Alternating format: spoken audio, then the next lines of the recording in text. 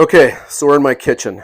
I got this piece of wood. I was going to take it outside, put it on the table saw. And what I was going to do is I was going to put a nice straight edge on here and then rip it. So cut it the lengthwise.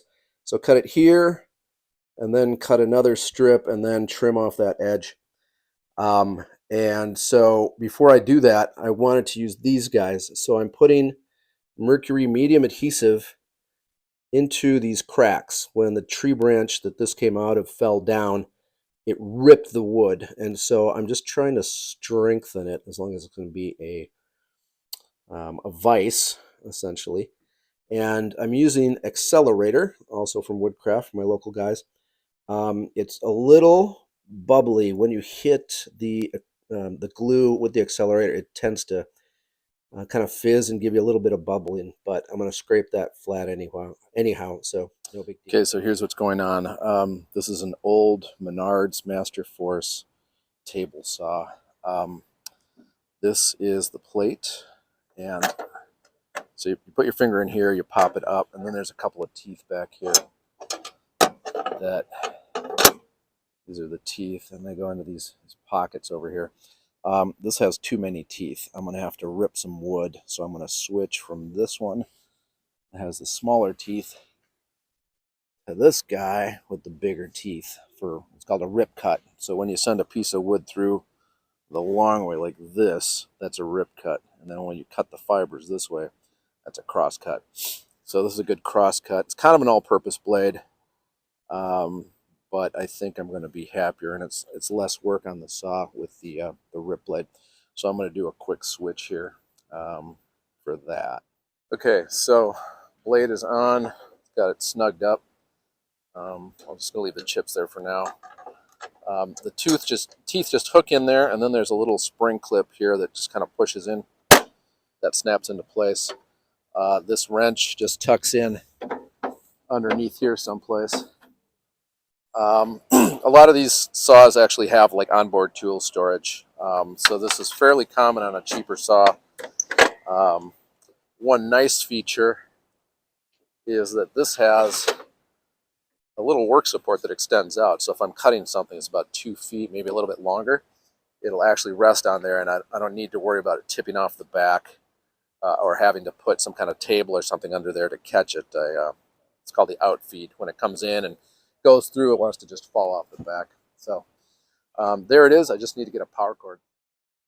Okay, so here's what's going on. Here's a push block, very handy. Pencil for marking, giant speed square, hearing protection, other push block. What I did was I threw some adhesive in here to fill this up.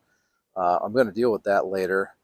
But what I'm going to do right now is I'm going to drop the blade down.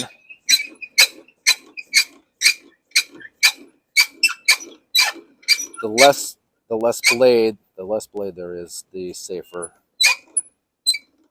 And what I heard from the guy that was the rep for Freud, who was showing off saw blades, was he said that it should be half a tooth is the way they design it, and that's where the height should be set for safety and for the blade to actually work the way it's supposed to, with the geometry of the blade, the way it's set, the tilt, the angle, the way it's cut or set side to side.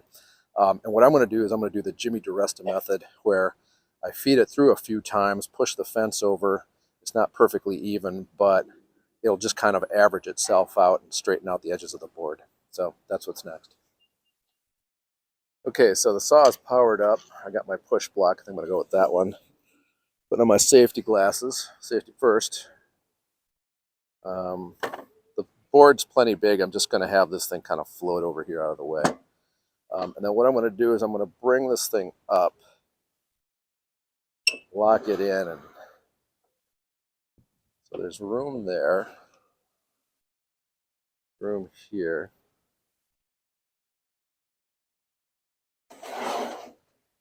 So I think I'm going to cozy it up there. And what I'm going to do is I'm going to feed it in, and it's going to take off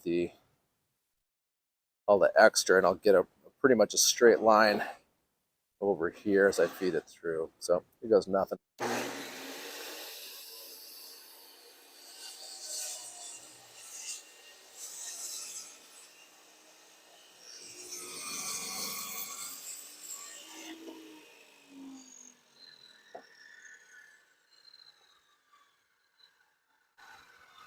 let it come to a complete stop. And then that's what it looks like. It's pretty straight. I'm going to just send it through again, just shave off a little bit. You can see where it didn't hit it all here, I don't think. But if you bump the fence over here, just feed it through the same way.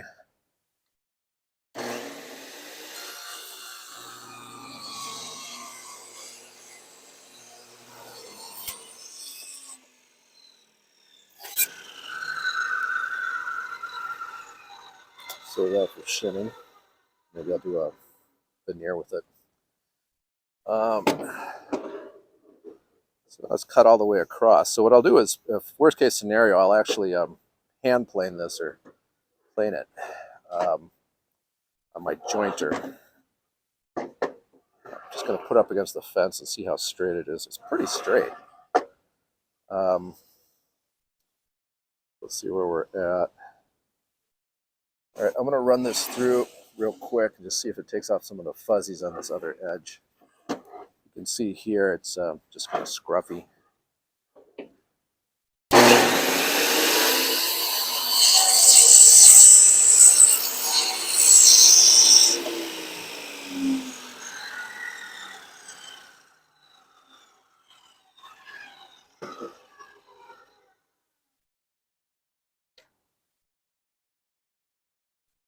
So I'm out here doing this. It's about 30 degrees if it's warmed up actually, and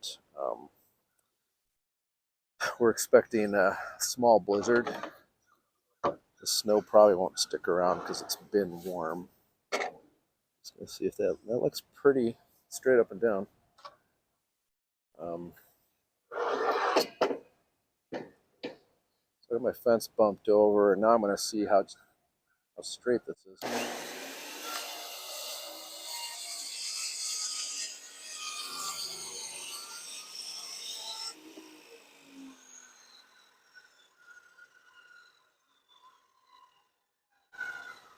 That was a pretty clean feed. Like I said, it's pretty straight against the fence. I'm pretty happy with that, how that turned out. I'll give it maybe one more pass. Just drag this over just a hair.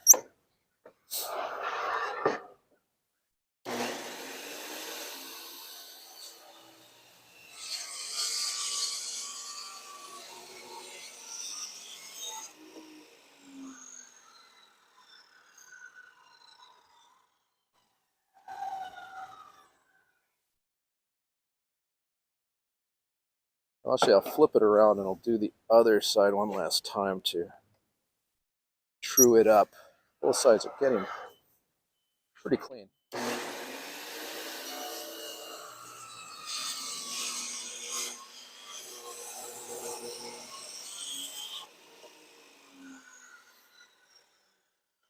You can see what I'm saying about how nice it is to have this little out-feed support. It's handy for something like this, where the board's kind of heavy and I don't want to lean over the saw for obvious reasons, safety reasons. So now what I'm going to do is I'm going to figure out how much board is left here and split the difference. So it's just under 9, so just under 4.5.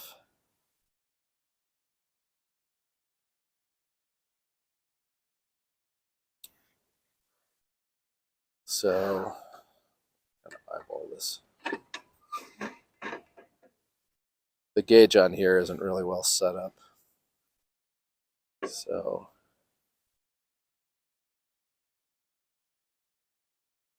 I'm going to go about 4.25.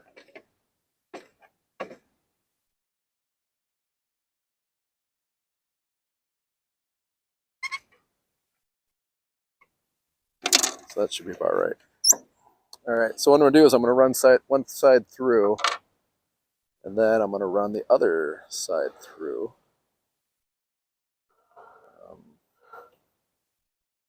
Not much left to do, but go for it.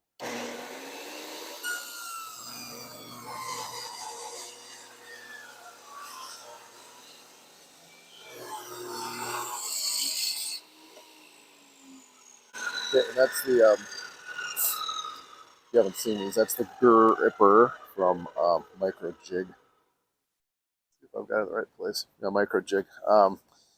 There's these things that you can adjust, slide back and forth. I'm going to spread it out a little bit more. But what you'll see is the blade will travel through here, and then these pads will give you some grip.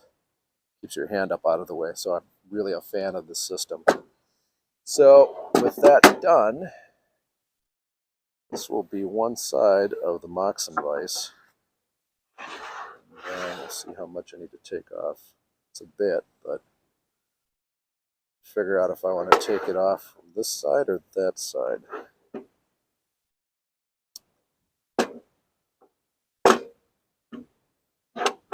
That. Probably this side. It looks like the swirl here is less structurally sound than what's going on through here, even though there's a crack I sealed. So I'll go this way with it.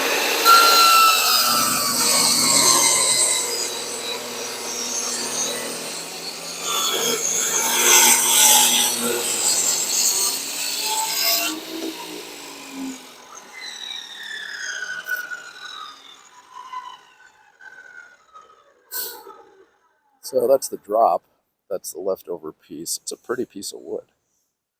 A lot going on in there. A lot of people might say it's kind of dumb to do a Moxon Vise when you have this much crazy grain, because what you want is straight grain for strength. But I wanted something fun to look at, and I think I'm getting it. Don't